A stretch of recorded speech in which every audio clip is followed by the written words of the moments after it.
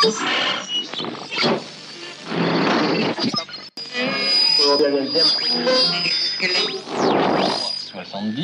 le deuxième était le... Bonjour Marine Le Pen. Bonjour. Tout d'abord les questions liées au pouvoir d'achat. Marine Le Pen, depuis plusieurs mois, le gouvernement a mis en place un bouclier tarifaire pour bloquer les prix de l'électricité et du gaz. Si vous êtes élu, est-ce que vous le maintiendrez ? Ah mais moi je bloquerai de toute façon, je régulerai les prix du gaz et de l'électricité à nouveau. Parce que la réalité c'est que d'ici le mois de juillet 2023, il n'y aura plus de prix régulés. C'est déjà ce que vivent un certain nombre d'entreprises d'ailleurs, qui voient donc leurs factures exploser et qui sont pour beaucoup en situation aujourd'hui de quasi-faillite. C'est ce qui va se passer avec les particuliers et je n'ai pas entendu le gouvernement dire qu'il reviendrait sur cette dérégulation. Donc il faut réguler les prix et c'est d'autant plus facile de réguler les prix que je vais sortir du marché européen de l'électricité, c'est-à-dire qu'en réalité, je pourrais offrir aux Français des prix qui sont fondés sur la production française. Par exemple, pour l'électricité, pour le gaz, par exemple, c'est 50 euros l'équivalent mégawattheure, alors qu'aujourd'hui, le marché européen de l'électricité, enfin hier, lundi dernier, était à 3000 euros équivalent mégawattheure. Mais en attendant de sortir de ce marché, vous maintenez le dispositif ou pas ? Oui, je maintiens le dispositif, bien entendu. Ah, vous l'aviez pas dit jusqu'à présent. Bien sûr. Non, mais d'accord, je l'ai pas dit parce qu'on m'a pas posé la question. Bon, mais la question est importante. Ça me paraissait évident. Je vais pas laisser. Mon objectif, c'est de rendre du pouvoir d'achat aux Français. Mon objectif, c'est de dire le carburant, le gaz, l'électricité, le fuel, ce sont des biens de première nécessité. Donc non seulement, évidemment, il faut que les prix soient abordables, mais de surcroît, vous le savez, puisque je le dis depuis 8 mois, je souhaite baisser la TVA de 20 à 5,5% sur l'ensemble de ces produits. J'ai d'ailleurs également indiqué que compte tenu de l'explosion des prix du carburant, je supprimerai les hausses qui avaient été décidées par Emmanuel Macron en 2017 et en 2018 et qui avaient généré la crise des Gilets jaunes. Donc, si on comprend bien, vous bloquez les prix, donc vous maintenez ce qu'a fait le gouvernement jusqu'à présent. Je régule. Mais ça veut dire quoi, réguler, c'est blocage des prix. D'ailleurs, Emmanuel Macron ne connaît pas mon programme. En réalité, je m'en suis rendu compte en lisant Le Parisien. Je pense qu'il n'a pas beaucoup travaillé et il confond sûrement mon programme avec celui de Jean-Luc Mélenchon. Donc, dans mon projet, je n'ai pas de blocage de prix. Je suis sur une régulation des prix, ce qui a toujours existé. Le bouclier tarifaire, vous bloquez les prix, puisque c'est ce qui est le cas aujourd'hui. Excusez-moi. Oui. Les prix ont toujours été régulés. Sur la pression de l'Union européenne, ils décident de les déréguler. Oui. Je ne souhaite pas, encore une fois, qu'ils soient dérégulés. Donc, c'est aussi simple que ça. Donc, il y aura des prix régulés et il y aura une TVA à 5,5%. Voilà, ce sont des prix régulés. Ce ne sont pas des blocages de prix. En France, les blocages de prix ne peuvent être mis en œuvre que de manière exceptionnelle et exclusivement sur 6 mois. Voilà.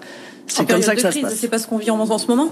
Pardon ? En période de crise, et c'est pas ce qu'on vit en ce moment ? Oui, mais ça n'est pas utile. À partir du moment où vous régulez les prix et où vous faites une TVA à 5,5, il n'est plus utile de prendre des mesures qui soient des mesures supplémentaires. Vous souhaitez aussi, et c'est une nouveauté dans votre programme, instaurer une TVA à 0% pour un panier de produits de première nécessité. Combien de produits et qui va décider ?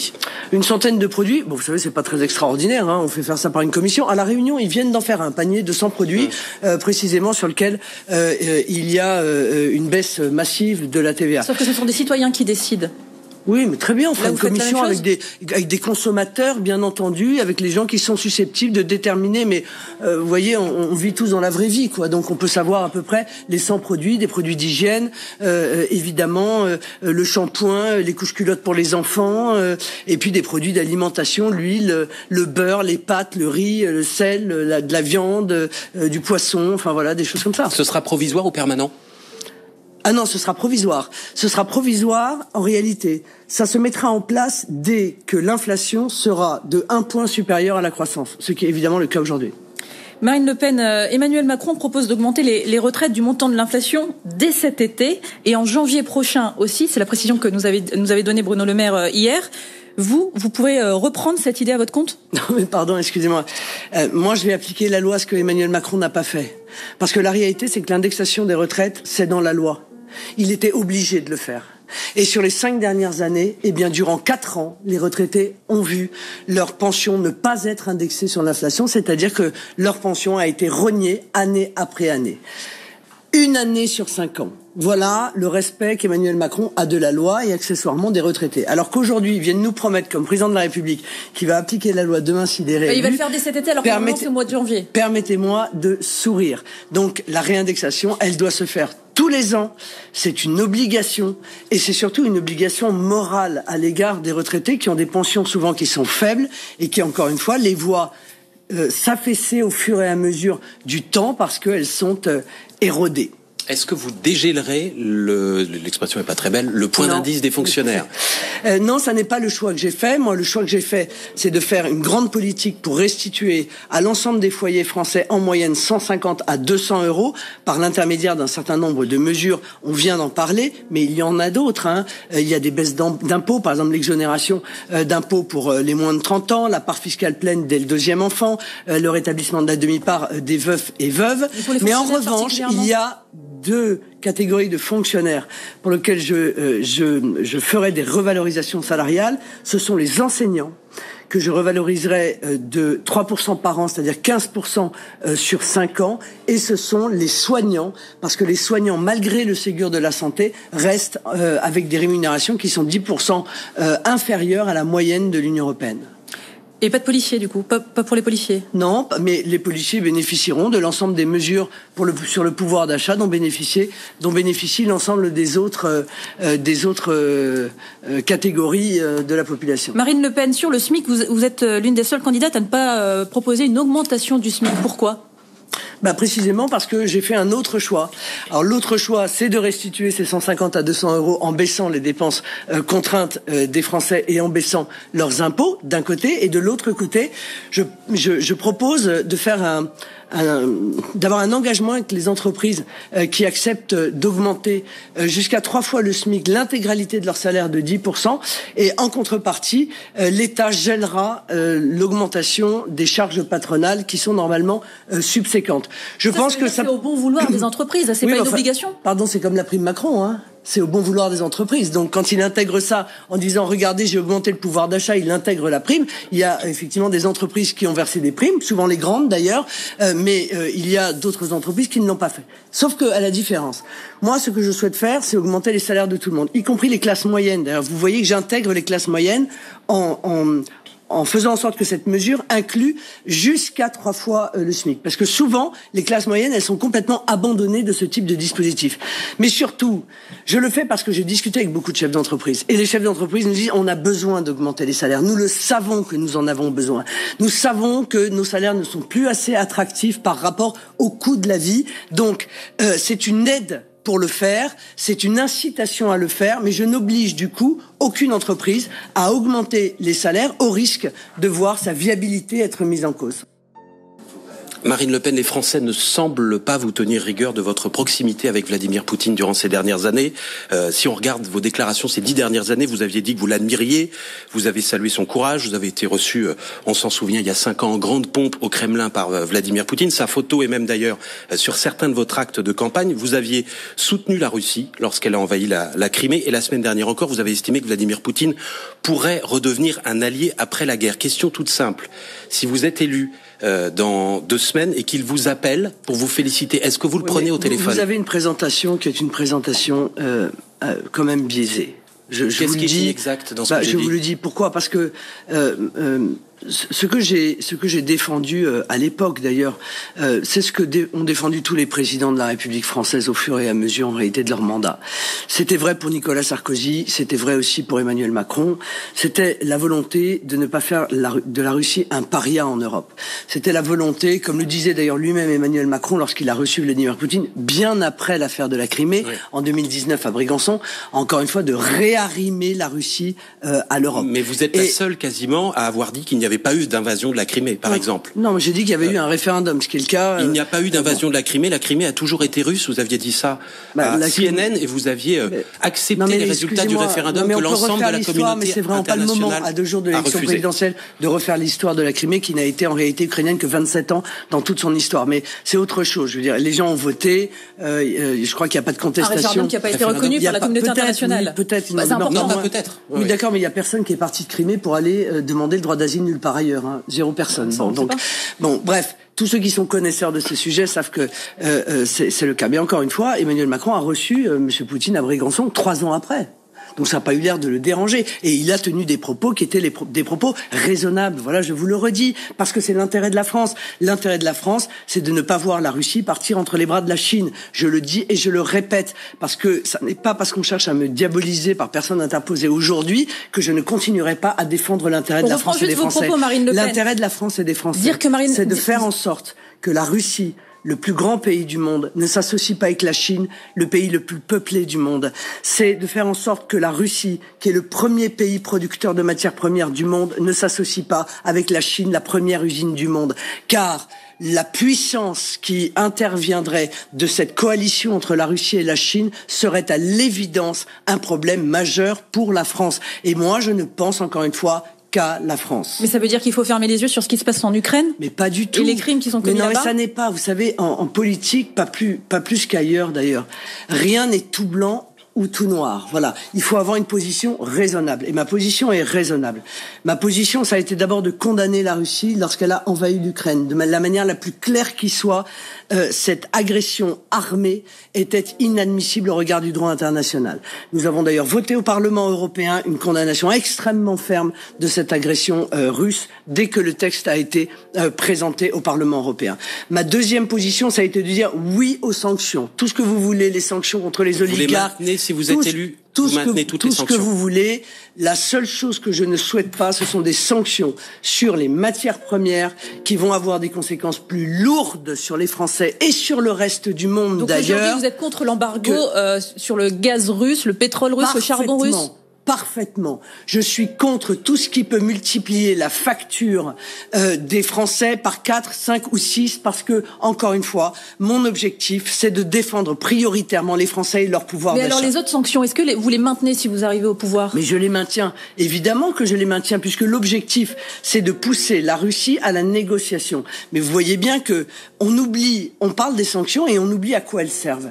Est-ce qu'on peut se rappeler, tous ensemble, que les sanctions servent à faire pression sur la Russie pour réussir à obtenir une négociation et le retour de la paix, c'est-à-dire le retour de la souveraineté pour l'Ukraine, le départ évidemment des forces russes du territoire ukrainien. C'est cela l'objectif des sanctions. Donc tant que cela n'est pas obtenu, bien entendu, il faut maintenir les sanctions. Mais il ne faut pas se faire harakiri et créer les conditions d'une très grande violence à l'égard de nos propres compatriotes, sans d'ailleurs véritablement atteindre la Russie. Soyons clairs, on nous a expliqué que le rouble s'effondrait, etc. Et là, ça n'est pas le cas. Pourquoi ? Parce que 2/3 du monde continue à avoir des relations avec la Russie. Et que la Russie, eh bien, elle est en train de se tourner vers ces 2/3 du monde pour vendre d'ailleurs est-ce que ça veut dire, matières premières. Marine Le Pen, que vous maintenez un projet d'entente militaire avec la Russie? C'est noté dans votre programme si vous êtes élu. Non, je n'ai pas parlé d'entente militaire, j'ai parlé de coopération dans le domaine de la sécurité de l'Europe et j'évoquais bien entendu dans ce paragraphe la lutte contre le fondamentalisme islamiste. Là encore, je suis exactement sur la même position que celle qu'avait Emmanuel Macron lorsque, il y a quelques années, il disait que la Russie était un État avec lequel on pouvait travailler contre le fondamentalisme islamiste. Je l'ai beaucoup répété, mais je préfère le redire. En matière de géopolitique, en matière de diplomatie, encore une fois, un certain nombre de pays peuvent être en même temps des concurrents, en même temps des adversaires et en même temps des alliés dans différents domaines. Alors ça n'est pas le cas, ça c'est dans le cas traditionnel. Là, le comportement de la Russie fait que, voilà, nous sommes aujourd'hui en opposition avec le comportement de la manière la plus claire qui soit qu'ont les Russes en Ukraine. Vous souhaitez, Marine Le Pen, interdire le voile dans l'espace public. Cette interdiction concernera-t-elle aussi les autres signes religieux, comme par exemple la kippa? Mais c'est drôle que cette affaire du voile revienne sur l'intégralité des plateaux, là, comme ça, dans votre programme. brutalement. Oui, mais il y a beaucoup d'autres choses dans mon programme. Vous voyez, parce que, en réalité, cette affaire de voile est incluse dans une loi. Une grande loi de lutte contre le fondamentalisme islamiste dans lequel il y a l'expulsion des prêcheurs de haine, il y a la fermeture des mosquées salafistes, il y a la suppression du financement. A fait voter une loi séparatiste avec tout ça, mais sans le voile. Non, pas du tout.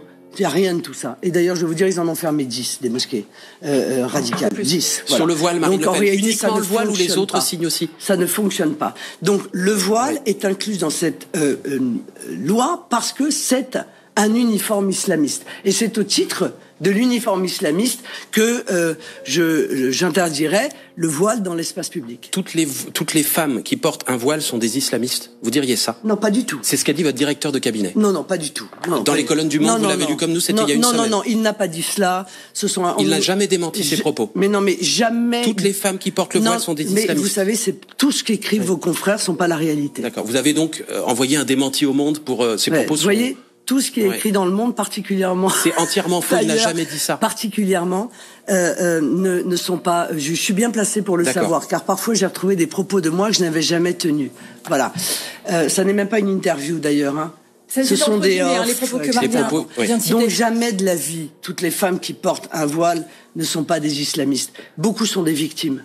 Elle est là la réalité. Ce que personne ne veut dire, c'est que beaucoup vivent dans un environnement qui est un environnement culturel où elles subissent une pression très importante, précisément, de ceux qui cherchent à imposer l'islamisme dans notre pays. Beaucoup qui ne portent pas le voile finissent par le porter parce qu'elles sont traitées de prostituées, parce qu'on met en doute leur pudeur, parce qu'on met en doute leur intégrité physique. Et ça, je ne le veux pas en France. Je veux que toutes les femmes se considèrent absolument libres de faire ce qu'elles veulent faire. Vous permet de compléter nos questions sur le voile, l'interdiction du voile dans l'espace public. Qui sera chargé de vérifier dans la rue si une musulmane porte le voile ou pas dans la rue? Est-ce qu'il y aura des amendes pour cela? Mais enfin, qui est chargé de vérifier si on met la ceinture de sécurité ou pas? Donc ce sera la police nationale. Voilà, c'est aussi simple. À partir du moment où c'est interdit, si vous ne respectez pas la loi, vous avez une amende. C'est comme la ceinture, hein, c'est pareil. Donc ce sera interdit dans la rue, dans les magasins, dans les restaurants, absolument partout, à part à la maison et à la mosquée. Voilà, exactement. D'accord. Marine Le Pen, si vous êtes qualifiée dimanche, appellerez-vous Éric Zemmour? Non, pourquoi j'appellerais Éric Zemmour? Pour le second tour? Non, je crois que les Français sont totalement libres de leur vote. Moi, je veux dire, je pense que les consignes de vote, en réalité, servent à peu de choses.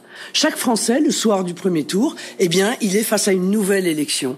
Il est face, pour certains, à un nouveau choix à faire, d'autres à une réitération peut-être de leur choix du premier tour. Et là, chaque Français, en conscience, doit se poser la question de ce qui est le mieux pour le pays, pour les Français, pour la sécurité, pour la prospérité, pour l'identité, pour la souveraineté de notre pays, pour sa puissance, pour sa grandeur, pour son influence dans le monde. Est-ce que vous dites, comme Emmanuel Macron ce matin dans les colonnes du Parisien aujourd'hui en France, qu'il a été, avec un peu d'ironie, il dit ça, un formidable directeur de campagne pour vous ces derniers mois, en vous rendant moins outrancière?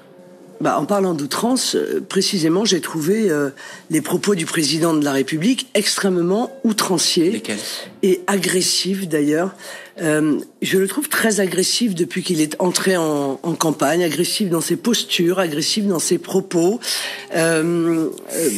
Et je vous avoue que j'ai été assez choqué d'entendre le président de la République, qui est le garant de la Constitution, m'accuser de racisme. Alors, maintenant, je le mets au défi, le président de la République, de trouver une seule proposition dans mon programme qui discrimine les Français en raison de leur origine, de leur religion ou de la couleur de leur peau, parce que c'est ça, le racisme. Je le mets au défi. À la priorité nationale qui est dans votre programme. Oui, mais alors, il faudrait que le président de la République comprenne que créer une différence de droit, donner des droits supplémentaires en fonction de la nationalité n'a jamais, dans aucun droit, jamais été considéré comme du racisme.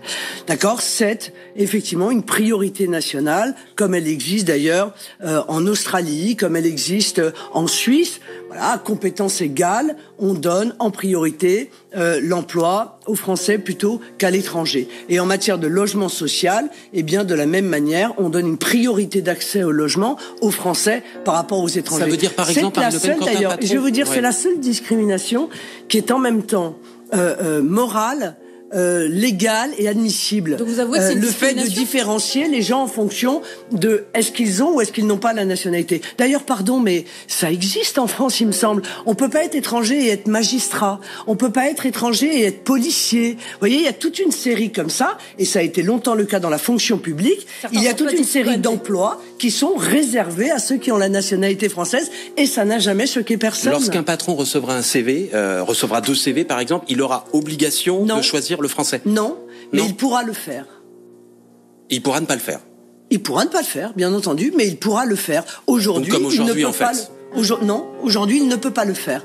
Il n'a pas le droit de donner un avantage à un Français parce qu'il est français. Personne aujourd'hui n'oblige un patron à expliquer pourquoi il recrute quelqu'un plutôt que quelqu'un Oui, d'autre. mais si vous faites, par exemple, si vous passez une annonce dans un journal, vous n'avez pas le droit de dire que vous recherchez un employé français. Je trouve qu'en avec France, vous, on pourra le faire. Je trouve qu'en France, c'est scandaleux. Avec vous, on pourra le faire. On pourra parce que passer je pense une que annonce c'est comme ça tout à fait naturel en France que l'on cherche à trouver des emplois particulièrement pour les Français, de la même manière que je trouve tout à fait normal que les Français aient une priorité d'accès dans des logements sociaux qui ont été payés par leurs parents, leurs grands-parents, leurs arrière-grands-parents. Marine Le Pen, il y a 5 ans, le débat d'entre-deux tours a été calamiteux pour vous.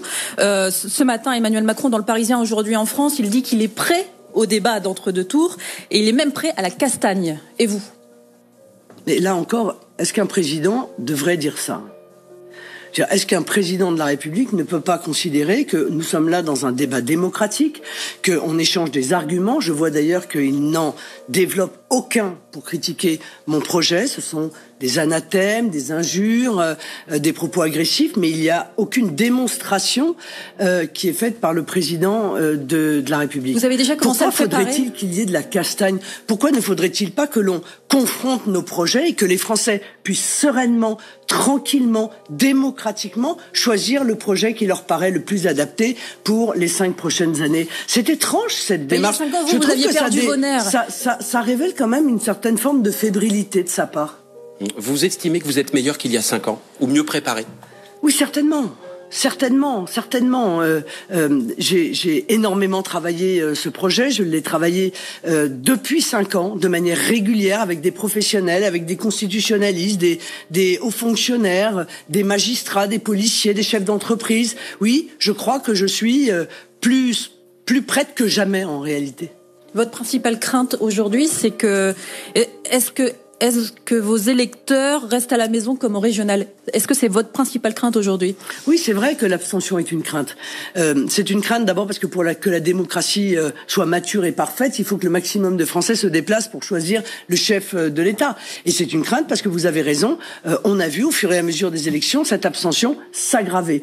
J'espère que l'élection présidentielle sera une exception. Parce que moi, ce que je viens dire aux Français, c'est que, en fait, la politique s'occupe de tout leur quotidien. Je veux dire, le prix du litre à la pompe, c'est la politique. La voiture qu'ils retrouvent pas le matin parce qu'elle a été volée, c'est la politique. Les impôts qu'ils payent, c'est la politique.